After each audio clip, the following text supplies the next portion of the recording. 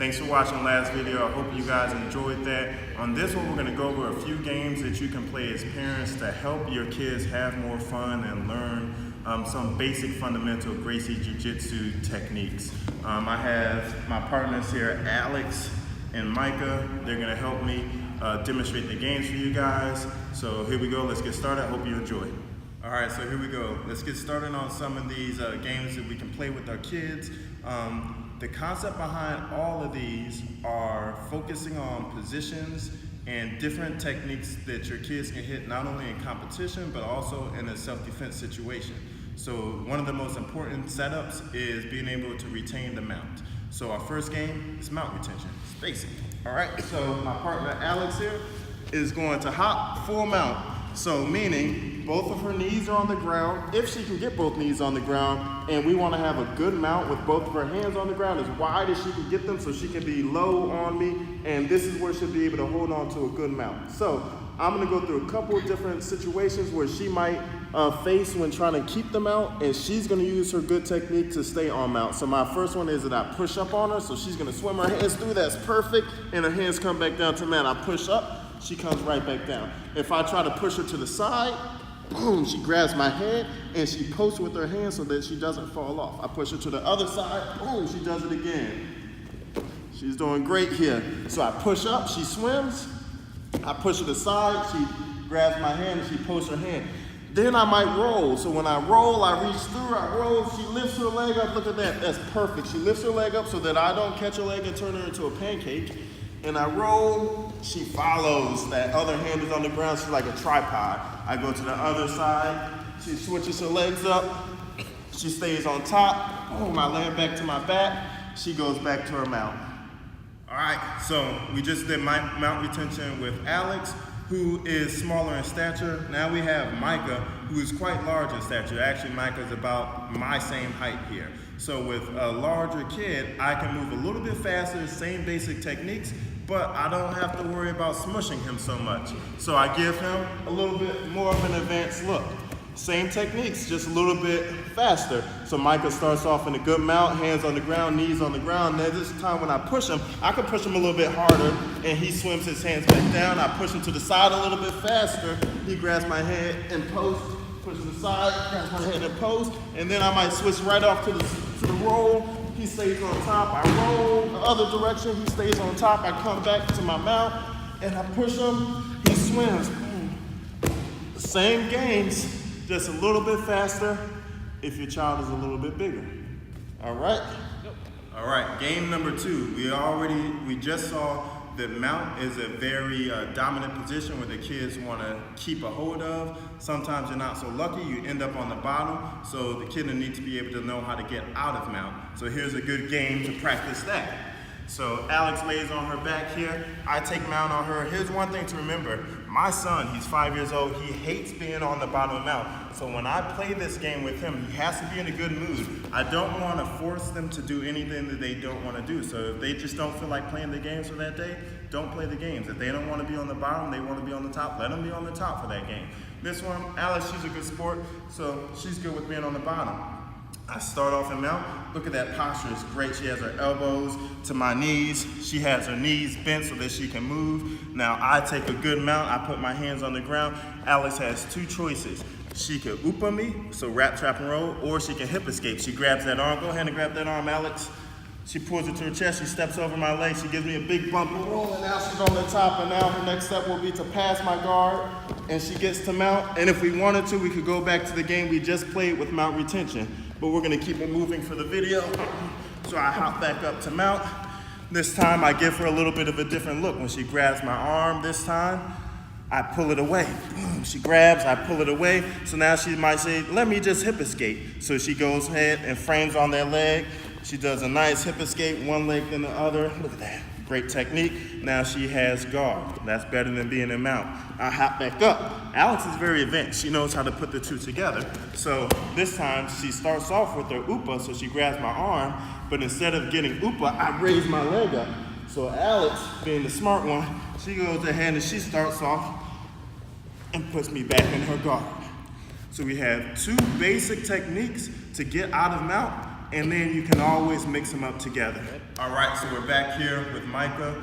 We're gonna go over the mount escape game. So again, remember, if you have an older kid, maybe just larger in stature, I can be a little bit more intense with them, give them a little bit more resistance as they try to get out of mount. So here comes Micah, he lays on his back.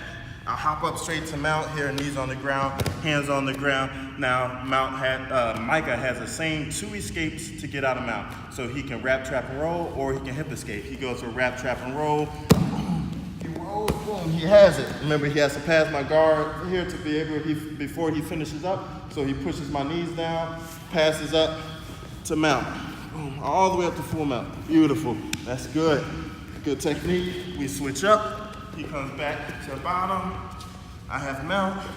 This time I give him a little bit more resistance. So whichever one he tries to go for, he goes for the hip escape, but I move up on him. I make it hard for him to get to his guard. Now he has guard. I just hop back up to mount. If you don't know how to pass a guard as an adult, say you don't do class, just hop back up. Don't worry about your technique. He knows that you might actually learn from him.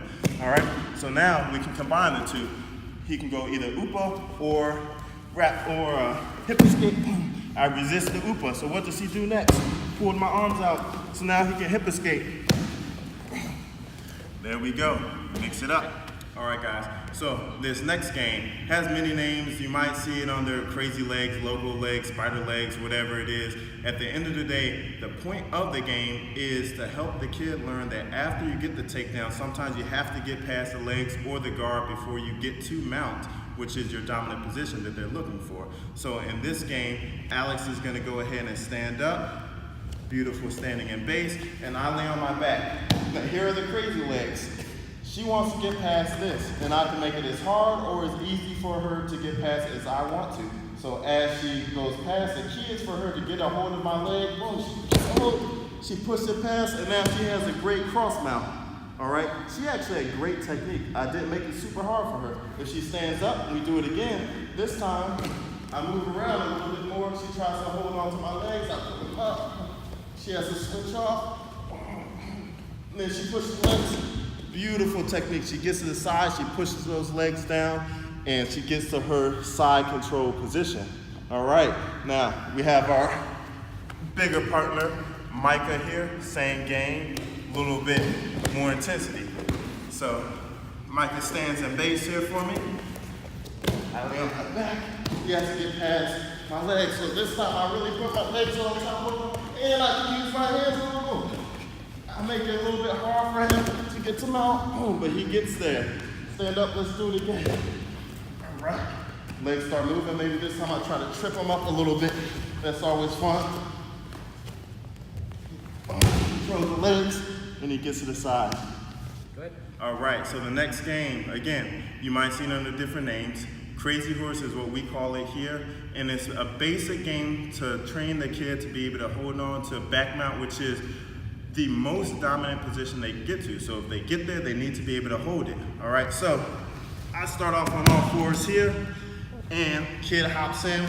They put in good hooks here. They have good seatbelt control. The most important thing for safety on this one is your kid's head. Make sure that their head is not directly behind your head, because you don't want to accidentally throw your head back and slam them in the face. You don't want to break your own kid's nose. That's bad. All right, so I can start off slow and try to shake and see if they can hold on. Boom, here. If I can shake and they can hold on, then maybe I sit on my butt a little bit, come back up, sit on my butt, they hold on. Then we get a little bit more advanced and we spin. We spin in the other direction. And then we shake. And they hold on. Now, here's the big thing with this one. The kid will most likely eventually fall if I move. This is a difficult position to hold on to with a lot of movement. But when that kid falls, I make sure that they fall safely. So when I shake and I really start to go fast and that kid starts to fall, I grab and make sure that they don't just drop onto the ground, especially if you're not on a matted surface. Always do this one on a carpet, something where if they do fall, it's not that big a deal. So Micah might actually break my back hopping onto this Crazy Horse, but we'll see what happens. He has good hooks, good seatbelt control. He tucked his head to the side. He's a bigger kid. I can try to go a little bit faster. So I drop to the side, drop to the side. I think I'm going faster, but am I really? I shake him. He has good mount retention, and eventually this crazy horse gets tired, boom, and he wins. So our next game, we call it kickstand to base. Again, you can use whatever name once you take a hold of it that you want. That's what we call it. The concept of this game is that we have our kid who is sitting minding their own business. Maybe a bully comes up and is standing over top of them. They need to create space so they can stand up to their feet and defend themselves. So this game, my partner, Alex, she stays sitting, I stand up, and her job is to do 3 things. Keep me in front of her, so she needs to be able to move and follow me. She needs to create space in which she will use her kick, and then she needs to be able to get up to her feet, number 3. So I go in 3 different directions. I can walk to the side of her, and she follows. I walk towards her, she creates space by either scooting back or she uses her kick. So if I come up to her fast, she kicks, boom, and that causes me to step back. Now she's created that critical space where I'm stepping back and defending, and she can stand up. So she stands in base beautifully, and now she's ready to defend herself. She sits back down. I move around her. I move towards her. She kicks, or scoots back. Oh, she kicked. She stands in base. Boom, and we're ready to go. Micah's the big kid here. He has a seat. I can try to move a little bit faster and see if he can follow me as I move fast. So I move around, he circles, I move around, he circles, I move towards him, he kicks, boom. I give him a little bit of space, but not too much. I make him kick a couple times, I give him a lot of space, that's his cue to stand in base. He sits back down. I move around, I move towards, he kicks. I give him a lot of space, that's his cue to stand in base. Little bit of a safety point on this one. I'm gonna be getting kicked in my leg, not my knee. He's gonna kick right here, like on my shin. So when that happens, I have to make sure that my knee is bent. If my knee is straight, that might be payback for that time you grounded them and took away their phone, because your knee is gonna be hurt for a little while. All right, so we just got done going over a few games that you as a parent who is either just getting started in jiu-jitsu, or maybe you're not doing jiu-jitsu yet with your kids, and these are some games that you can play to help them learn and grow and have fun in their jiu-jitsu journey. Hope you enjoy them. Remember, don't push your kids to play these games if they don't feel like playing them that day, or they're just not into it, a certain game. Let them go at their speed and their pace. You want them to have fun with this so they can learn and do this for a long period of time, hopefully for their whole lifetime. If you have any questions, go ahead and leave them in the comments below. If you find yourself in our area, Northern Virginia, remember, always stop by, check out a class, Capital MMA. Hope you enjoyed this video. Don't forget to like and subscribe.